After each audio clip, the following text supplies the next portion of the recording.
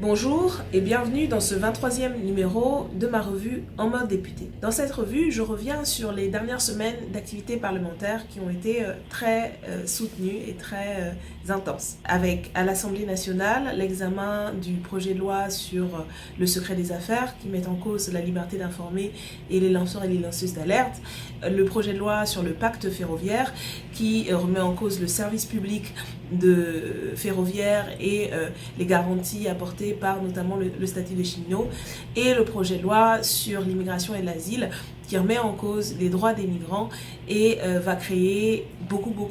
plus de difficultés, comme s'il n'y en avait pas déjà assez. J'ai été également ces dernières semaines mobilisée dans les luttes sociales, aux côtés des étudiants et des étudiantes, aux côtés des cheminots, aux côtés également des associations qui contestent les réformes, notamment celles sur l'immigration et l'asile. Je reviens sur tout ça dans cette revue. À tout à l'heure. Cette semaine, à l'Assemblée nationale, nous avons débattu du projet de loi sur le secret des affaires. C'est la transposition d'une directive européenne qui avait déjà suscité une grosse opposition au niveau des ONG, des associations collectives de citoyens. Il y avait eu une pétition signée contre l'adoption de cette directive, puisque c'est en fait le produit d'une forte pression, d'un très gros lobbying, comme on appelle ça, de la part des multinationales, qui se servent en fait du prétexte de sécuriser et protéger leurs secrets industriels pour surtout empêcher que la lumière soit faite sur un certain nombre de leurs agissements qui sont des fois illégaux, et puis des fois, même quand ils sont légaux, comme pour ce qui est par exemple de l'optimisation fiscale, sont assez indignes et proprement illégitimes. Donc il y a eu, depuis l'adoption de cette directive, une grande mobilisation des ONG pour s'y opposer, et l'occasion de cette transposition dans le droit français a été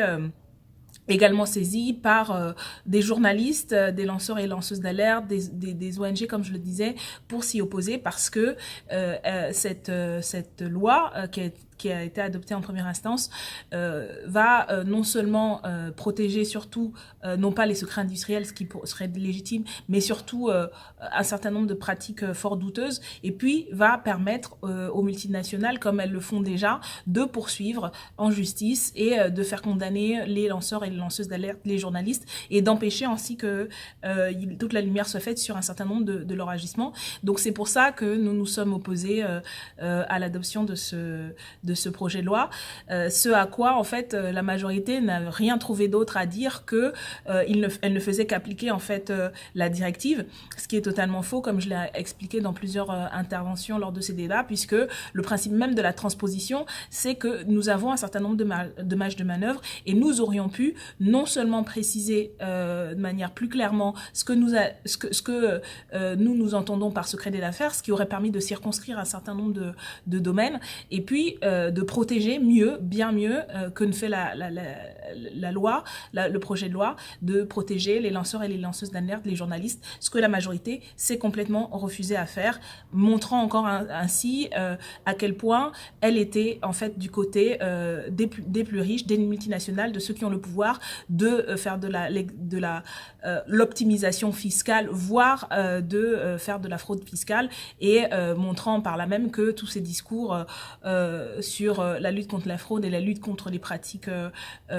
douteuses des multinationales, ce n'est que de la poudre de perlimpinpin, comme dirait Jupiter. Nous avons aussi été bien sûr mobilisés aux côtés des étudiants. Je me suis rendue moi-même à la faculté de Paris 1, à Tolbiac,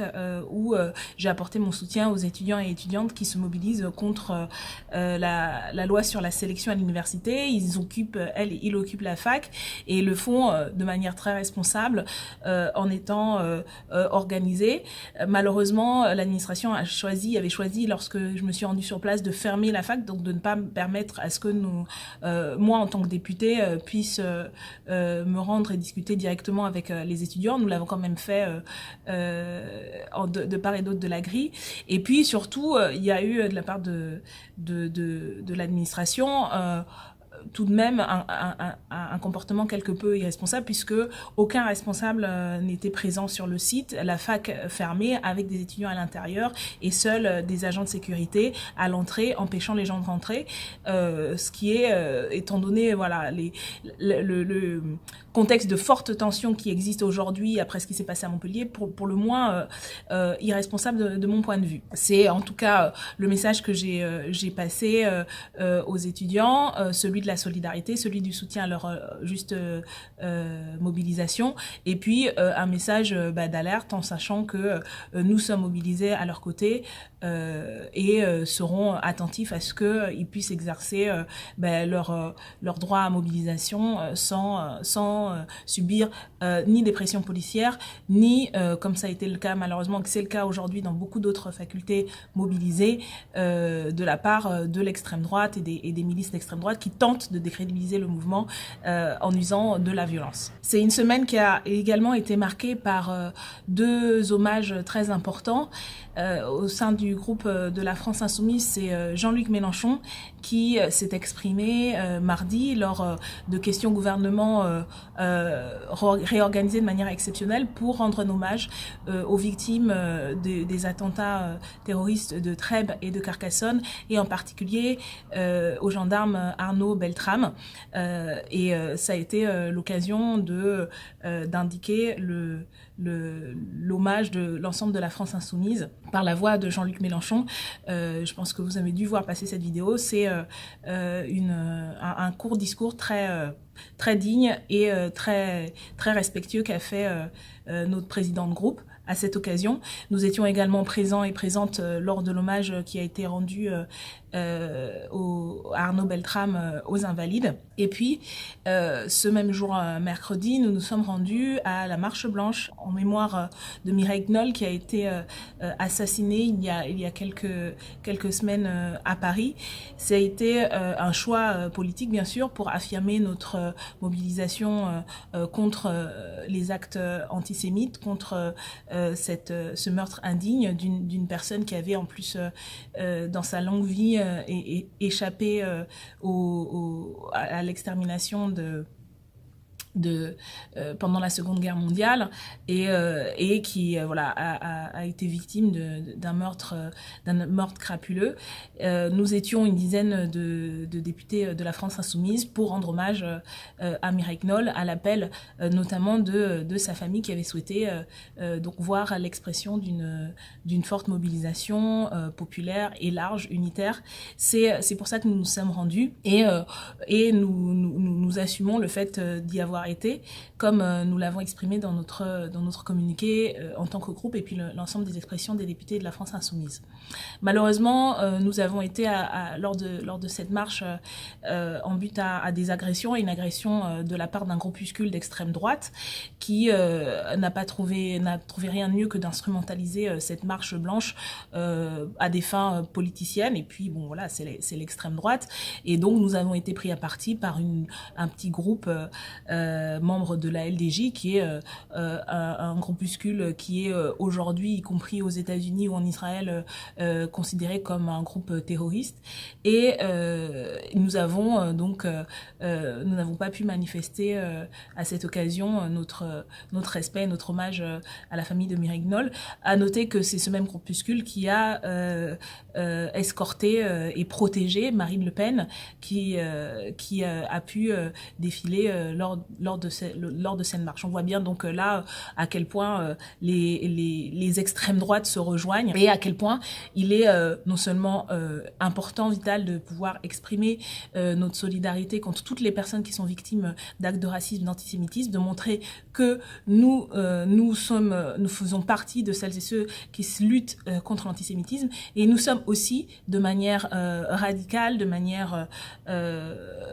claire contre l'extrême droite et contre toutes les instrumentalisations d'extrême droite. Ce mercredi 4 avril a commencé en commission des lois l'examen du projet de loi sur l'asile et l'immigration. Comme le dénonce un grand nombre, la quasi-totalité des associations de soutien aux migrants et des organisations de défense des droits humains au niveau national et international, ce projet de loi est un grave recul sur le droit des migrants et des migrantes, le droit à l'asile et plus généralement la solidarité internationale. Le projet, qui fait une quarantaine d'articles, a pour visée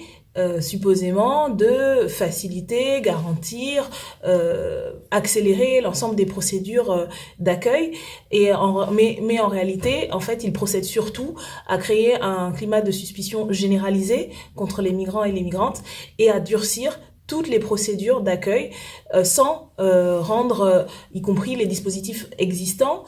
plus simple d'accès pour les personnes qui arrivent sur le territoire et ont besoin en premier lieu d'un hébergement, y compris pour ensuite pouvoir faire leur démarche pour avoir droit à un statut, que ce soit celui de réfugié ou simplement à un titre de séjour quelconque. Nous avons préparé ce projet de loi qui est un projet de loi phare, important du gouvernement, qui est défendu par le ministre de l'Intérieur Gérard Collomb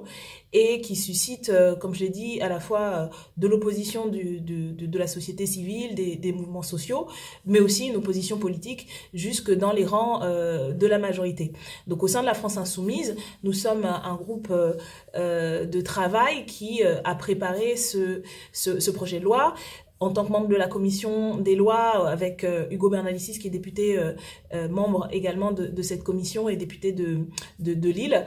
et en compagnie notamment d'Éric Coquerel, député du 93, Sabine Rubin et Bastien Lachaud, tous deux députés du 93. Nous avons préparé avec nos collaborateurs, les collaborateurs du groupe et nos collaborateurs de députés, l'examen de ce projet de loi autour de deux axes. Notre stratégie, s'opposer à toutes les mesures, c'est-à-dire quasiment toutes celles qui sont proposées par le gouvernement, qui sont un recul du droit des migrants, qui sont un recul du droit, de l'état de droit tout simplement, et proposer, faire entendre une autre voix pour une autre politique. Nous avons ainsi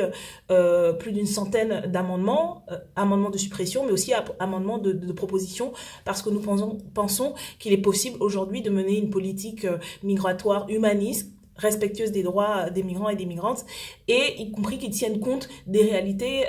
qui sont celles aujourd'hui de la France, de l'Europe, mais aussi dans une visée internationale. Nous avons ainsi élaboré un document public qui sera diffusé lors de l'examen en séance à partir du lundi 17 avril, et dont nous espérons qu'il pourra permettre de battre en brèche toutes les idées reçues, tous les fantasmes inspirés des thèses de l'extrême droite qui aujourd'hui malheureusement sont repris par le gouvernement et qui participent à créer un climat de tension, comme je l'ai dit, sans résoudre les difficultés que rencontrent d'abord les personnes qui arrivent dans notre pays et qui dorment à la rue et qui connaissent encore plus de violence, toujours plus de violence, alors qu'elles viennent souvent de traverser des épreuves très, très dures. Donc c'est le sens de notre intervention. Ça a été un débat long et difficile parce que ça se fait dans un climat extrêmement délétère, notamment en premier lieu à cause du gouvernement et du ministre de l'Intérieur qui s'est fendu d'interventions toutes plus irresponsables et indignes les unes que les autres lors de l'examen en séance, et de la majorité qui se campe sur cette position complètement idéologique pour le coup, et dont on a compris au fil de l'examen que l'équilibre que la majorité prétend trouver, c'est en fait un équilibre des droites, la droite Wauquiez, la droite Valls et la droite Collomb. Voilà l'équilibre qu'ils proposent, qui ne résoudra aucune des difficultés que rencontrent les personnes aujourd'hui migrantes et empirera plutôt la situation. Nous en parlerons dans les prochaines semaines, vous en entendrez parler dans les médias, pas toujours de la manière la plus intelligente. C'est pour ça que je vous enjoins à vraiment suivre l'ensemble des interventions que nous avons faites, que nous allons faire lors des débats en séance, et les documents que nous allons produire et diffuser, parce que c'est aussi et d'abord une bataille de l'opinion que nous avons à mener. Aujourd'hui, on est dans une situation assez contradictoire où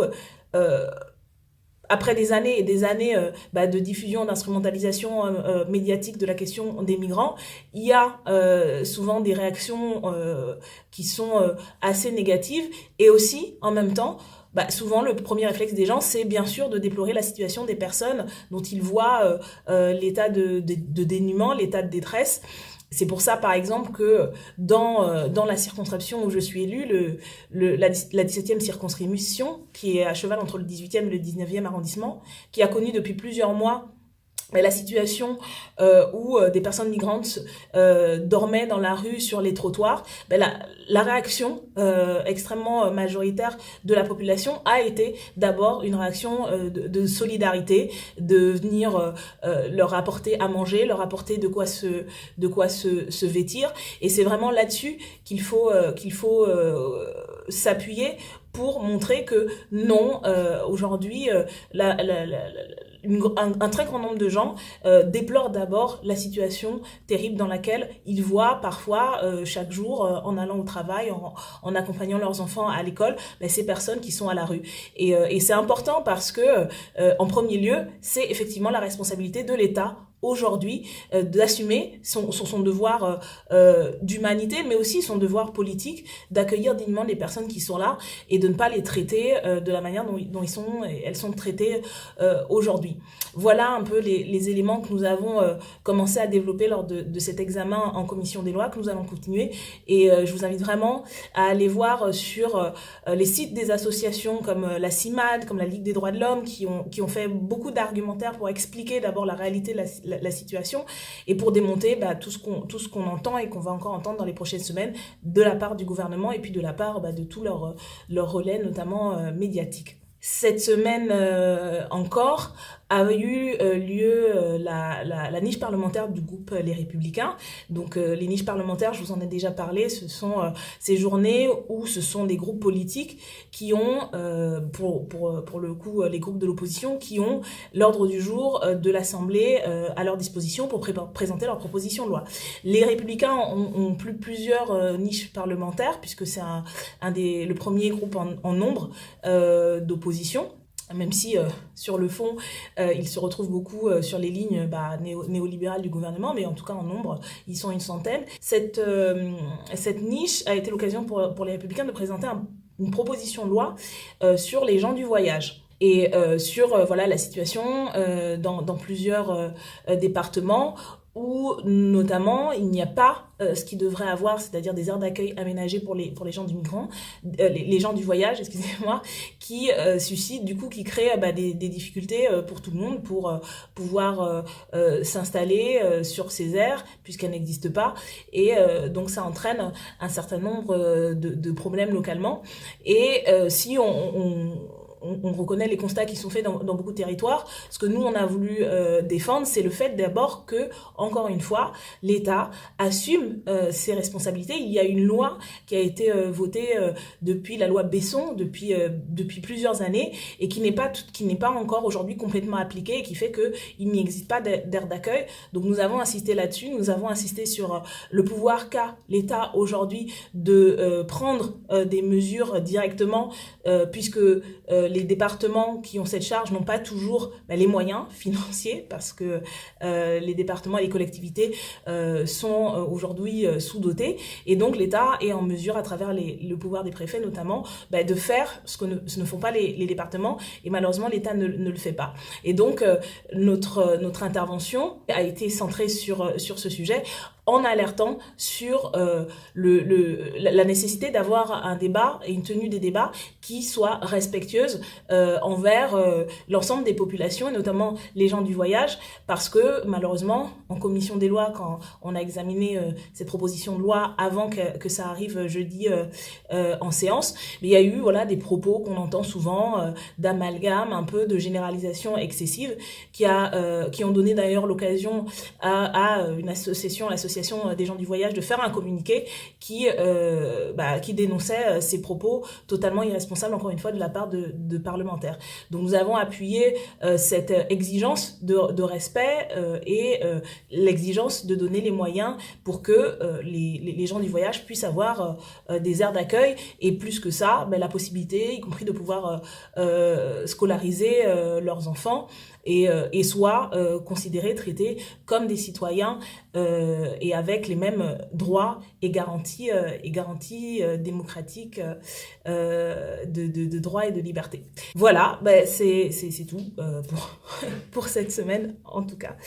Ah non, il y a aussi autre chose, bien sûr. j'ai été invitée à Toulouse par des groupes d'action de la France Insoumise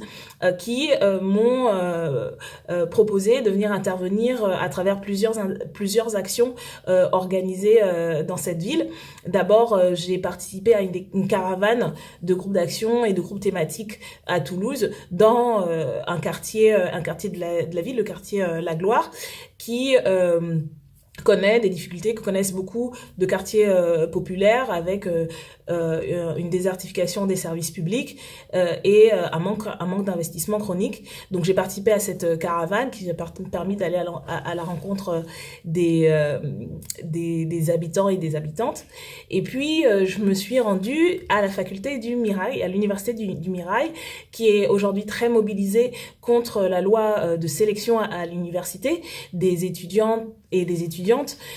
occupent un bâtiment de l'université avec le soutien d'un grand nombre de personnels. Et à l'occasion donc de cette occupation et de cette mobilisation sur les questions de sélection à l'université, ont ouvert la porte à des migrants et des migrantes. Aujourd'hui, ils sont une vingtaine qui ont trouvé abri dans ce bâtiment. Et c'est vraiment un exemple, comme ça a pu être le cas à la faculté de Saint-Denis, de Paris 8 Saint-Denis, de convergence des luttes entre des luttes étudiantes et des luttes de soutien aux migrants et aux migrantes. Donc je me suis rendue donc à l'invitation du collectif d'organisation de la mobilisation à Toulouse pour apporter mon soutien et relayer cette parole des étudiants sur leurs revendications et plus largement mettre en lumière cette solidarité concrète extrêmement importante. Et la journée s'est terminée par un débat sur les questions féministes, de lutte et de mobilisation féministe organisé par le groupe des féministes de Toulouse. Donc ça a été une journée bien remplie, avec beaucoup d'échanges, de discussions et de rencontres qui alimentent véritablement le travail qu'on fait au Parlement en écoutant, en partageant les expériences avec les habitants, avec les citoyens, avec les militants et militantes mobilisés. Et ça nous donne vraiment beaucoup de matière, beaucoup d'énergie, d'inspiration et beaucoup de matière pour porter ces combats à l'Assemblée nationale. Par solidarité avec les demandeurs et demandeuses d'asile, une occupation devait ouvrir du fait de la fin de la trêve hivernale. En ce moment même, à l'Assemblée nationale est mis en débat le projet de loi Asile-Immigration présenté par le gouvernement. Ce projet de loi, sous couvert d'un droit d'asile effectif, en réduisant notamment le délai d'instruction des demandes d'asile, met en place une immigration maîtrisée, sous-titre de la loi, en sélectionnant le bon du mauvais migrant. Nous appelons la solidarité à Calais, à La Chapelle à Toulouse, à la Glacière Toulouse aussi, avec le collectif Autonomie et toutes les copains et copines qui luttent pour vivre ensemble. Et toutes celles et ceux qui voudront effectivement apporter leur aide aux personnes demandeurs, demandeuses d'asile, comme c'est déjà le cas dans d'autres facs, à Paris 8 ou également comme ça a été le cas aussi à Jussieu. Et pour réfugiés et étudiants, halte à la société du tri humain. Ce lundi 9 avril a débuté à l'Assemblée nationale l'examen du projet de loi sur la SNCF, dit pacte ferroviaire. Ce projet de loi, vous avez dû en entendre parler puisque le gouvernement a mené pendant plusieurs semaines une grande campagne de propagande via de nombreux médias pour expliquer à quel point la dette de la SNCF était insupportable, que les cheminots et cheminotes étaient des privilégiés et que c'est pour ça qu'il fallait absolument ouvrir à la concurrence pour rendre le service public de meilleure qualité, etc., etc. En réalité, ce projet de loi s'inscrit dans les politiques qui ont été menées depuis bientôt une bonne vingtaine d'années, depuis le début des années 90, suite aux directives européennes, au choix de déréguler les services publics ferroviaires au niveau européen. Donc c'est l'application de la feuille de route décidée à Bruxelles et à laquelle les gouvernements successifs ont souscrit. Et là, encore comme sur d'autres sujets, le gouvernement Macron n'est pas différent. Il est même, on va dire, plus zélé que d'autres, puisque un certain nombre des mesures, comme la remise en cause du statut des cheminots, n'étaient pas strictement demandées par Bruxelles. Et puis, lui, en bon élève, il veut faire du zèle. Donc, c'est tous ces éléments du débat que nous avons portés lors des séances publiques, avec donc notamment Loïc Prudhomme, député de Gironde, qui est membre membre de la commission de développement durable et qui était le chef de file du groupe sur ce dossier. En fait, on travaille en équipe sur les différents projets de loi avec donc un ou deux députés qui vont être centraux sur le travail. Souvent, les députés qui sont membres de la commission où est examiné au fond le projet de loi, et puis tous les autres députés qui souhaitent y travailler. Donc c'était notamment Loïc Prudhomme qui avait la charge de coordonner le travail, et puis donc nous avons été plusieurs à intervenir lors des différentes séances. L'axe de notre intervention est simple, c'est ce que nous avons défendu depuis des semaines dans les médias, dans les mobilisations, aux côtés des cheminots et des cheminotes qui sont mobilisés sur cette question depuis plusieurs semaines. Nous avons défendu le développement, le maintien, le développement d'un véritable service public ferroviaire, donc qui reste sous le contrôle collectif, sous le contrôle de l'État, et qui ne soit pas mis en concurrence avec des services privés, parce que malgré les dénégations, alors le gouvernement dit qu'il ne s'agit pas de privatiser. Déjà, on sait, comme ça avait été le cas sur d'autres services publics, par exemple France Télécom, où il n'a jamais été question de privatiser. Au final, il y a eu privatisation. Donc, les dénégations de départ, on n'y croit pas trop. Et puis surtout, la mise en concurrence, puisque c'est bien de ça dont il s'agit dans le projet de loi, ne garantit absolument pas qu'il y ait un meilleur service public. Au contraire, un certain nombre d'exemples internationaux, européens, nous montrent que ce n'est pas mieux entretenu, ce n'est pas moins cher. Et puis, ça reste inégalitaire sur le territoire. Donc, un service public ferroviaire, ça permet à ce qu'il y ait une égalité de territoire, que tout le territoire soit ait un maillage ferroviaire, y compris les petites gares dans les petites villes qui ne sont pas rentables en termes du marché, mais qui sont de droit pour l'accès de tous et toutes au ferroviaire. Et l'autre dimension, en plus de cette dimension d'intérêt général, c'est la dimension écologique, parce que pour nous, le transport ferroviaire participe du développement, du redéveloppement de la transition écologique que nous voulons mettre en œuvre, et nous faisons du ferroviaire une des priorités, si ce n'est la priorité en termes de transport, en assumant de dire que on veut réduire drastiquement le transport routier, on veut développer d'autres modalités plus douces, donc le fluvial et le train notamment. Et donc voilà, sur ces deux axes-là de stratégie, et d'assumer le fait que l'État doit jouer un rôle important, nous avons défendu un certain nombre d'amendements de suppression, et puis surtout, comme souvent, de propositions pour essayer d'améliorer, de changer la nature du texte. Malheureusement, ces propositions ont été rejetées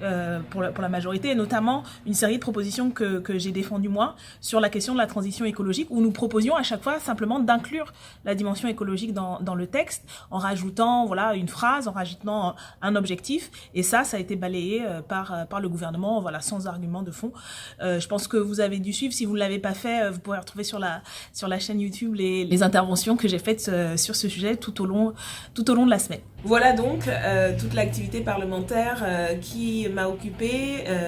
moi, mon équipe, l'ensemble du groupe parlementaire au cours des dernières semaines. J'espère que cela vous a intéressé, que vous y avez appris de nouvelles choses. Si vous voulez aller plus dans le détail sur les thèmes abordés, n'hésitez pas à suivre les liens que vous retrouvez en dessous de cette vidéo et qui vous permettront d'approfondir plusieurs questions. N'hésitez pas non plus à mettre des pouces bleus, à vous abonner si vous n'êtes pas abonné, et à diffuser cette revue largement sur les réseaux sociaux. À bientôt, on lâche rien.